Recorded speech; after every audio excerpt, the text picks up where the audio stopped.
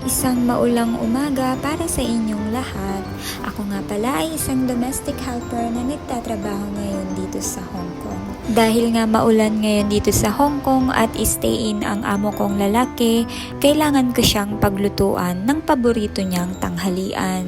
Dahil nga simple lang ang pagkain ng amo ko sa tanghalian, ay hindi siya mahirap pag-isipan kung anong pwede kong ihain sa kanya para sa kanyang tanghalian.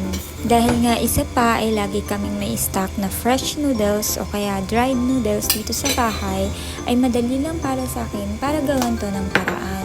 Hindi na ako natatarantang magluto basta alam kong may noodles, gulay at onting pangsabaw para sa magiging tanghalian ng amo ko.